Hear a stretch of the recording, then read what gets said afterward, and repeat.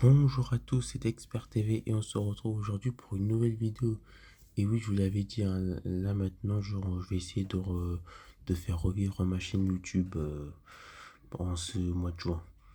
Bref, dans cette vidéo, nous allons parler de The Voice et plus particulièrement de la saison 12 du télécrochet de TF1. Une saison 12 qui a été diffusée, hein, comme d'habitude, hein, tous les samedis, hein, qui a débuté en hiver et qui finit à la fin du printemps.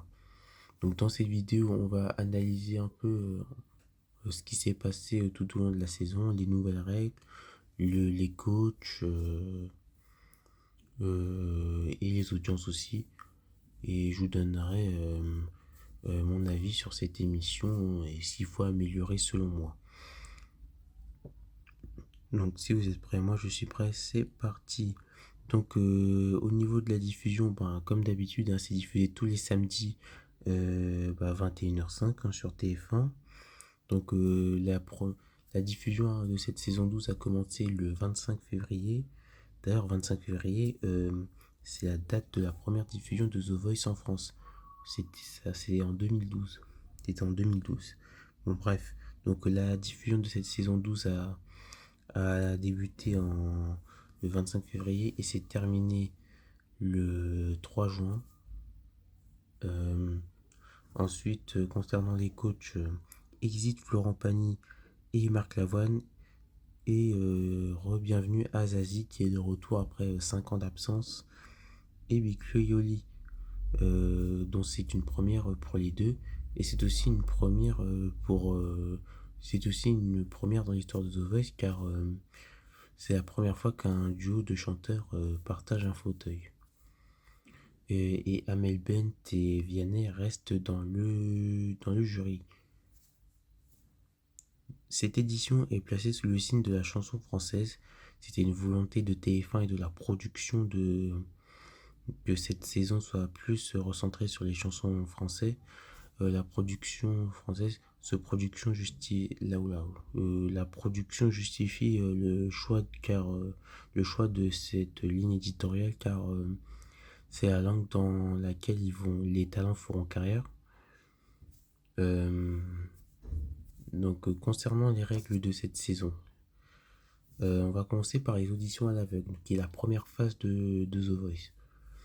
Donc, il y a 100 talents au début, environ 100 talents hein, au départ, chaque équipe de coach doit constituer une équipe de 14 talents. Donc, une règle qui ne va pas être respectée. Hein. Certains coachs vont encore en faire qu'à leur tête, comme toutes les années hein, d'ailleurs. Et cette saison, il y a une nouveauté qui a été introduite, le super bloc. C'est-à-dire que les coachs vont pouvoir se bloquer lors du débriefing.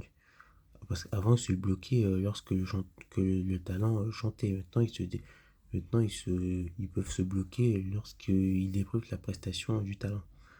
Donc, lorsqu'un coach sera en train d'argumenter pour tenter de convaincre un talent de rejoindre son équipe, un autre coach pourra appuyer sur le bouton rouge et empêcher le talent d'aller dans l'équipe de celui qui a été bloqué. Donc ça, c'est la nouvelle règle pour les auditions à l'aveugle. Peut-être qu'elle reviendra la saison prochaine. Concernant les battles, qui est la deuxième phase de The Voice, la deuxième étape de The Voice, les coachs ont suivi cette étape en immersion. En effet, un fauteuil a été placé juste à côté de la scène où chantent les talents. Les coachs ont pu regarder la prestation de leurs talents de très près.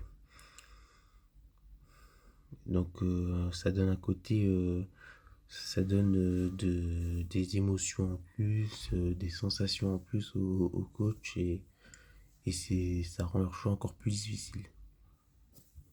Les Super Cross Battle, alors c'est la quatrième étape de The Voice. Donc l'étape avant les Super Cross Battle, c'est les Cross Battle. Hein. Et dans les Super Cross Battle, hein, cette année, un super coach est venu aider les 200 spectateurs dans le public à faire leur choix entre plusieurs talents. Le super coach en question, c'est Mika. Mika qui a déjà été coach plusieurs fois dans l'émission, hein. Donc, le vote du super coach compte pour 10% des votes entre le choix du public et, donc 10% de la voix du super coach compte et 90% comment dire? Bon, je reprends.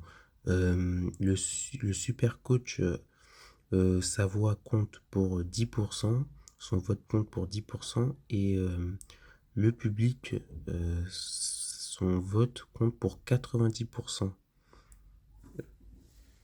Donc je sais pas si vous avez compris, mais voilà. Donc cette saison 12 a été remportée au bout de 15 semaines et 3 mois de compétition par Aurélien. Aurélien qu'on voit sur cette photo, hein. Donc bravo à lui, on espère qu'il fera une carrière. Après, voilà, on sait tout le mal qu'on lui souhaite. Sinon, au niveau des audiences, quel bilan pour la saison 12 de The Voice sur TF1? Et ben cette année, la saison 2023 de The Voice a été suivie en moyenne par 3 600 000 de personnes, 19% des 4 ans et plus pour la première partie de l'émission, donc de 21h10 à 22h30.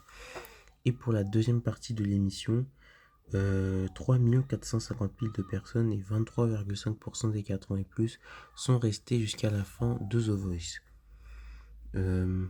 Donc c'est un chiffre qui est en baisse par rapport à l'année dernière, hein. Un chiffre qui est en baisse de 400 000 téléspectateurs.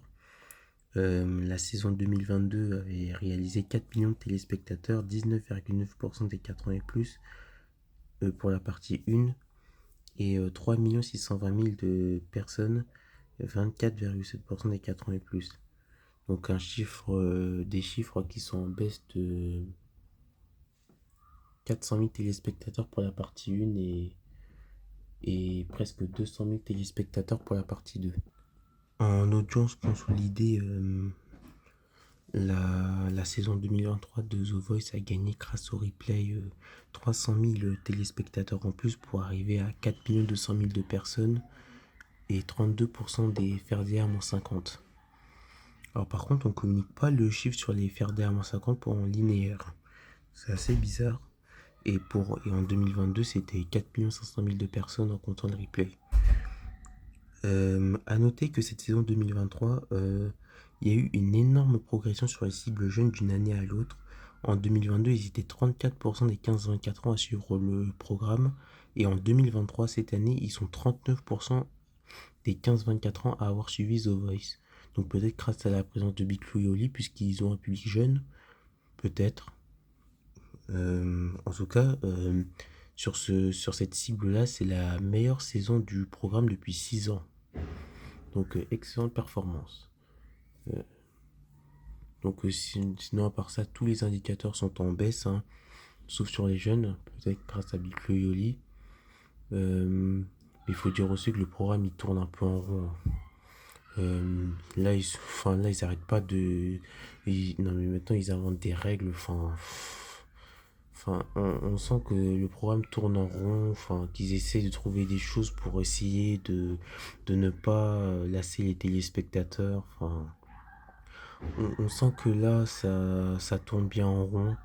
Je pense qu'il faudrait faire une pause du programme, que le programme revienne tous les 2 ans pour bien laisser reposer la marque ou alors lancer un autre télécrochet. Mais là, on sent clairement que The Voice, le format tourne en rond et que le format là n'est pas à bout de souffle en audience, mais bon, au niveau des règles du jeu, on voit qu'ils ont un peu de mal à créer de nouvelles règles. Voilà. Donc dites-moi ce que vous en pensez, hein, de The Voice. Est-ce que vous regardez ou pas? Est-ce que vous avez aimé cette saison? En tout cas, merci de regarder cette vidéo. C'était Expert TV. N'hésitez pas à liker, à vous abonner et à partager et commenter la vidéo pour augmenter le référencement. Et moi, je vous dis à bientôt pour une nouvelle vidéo. Salut!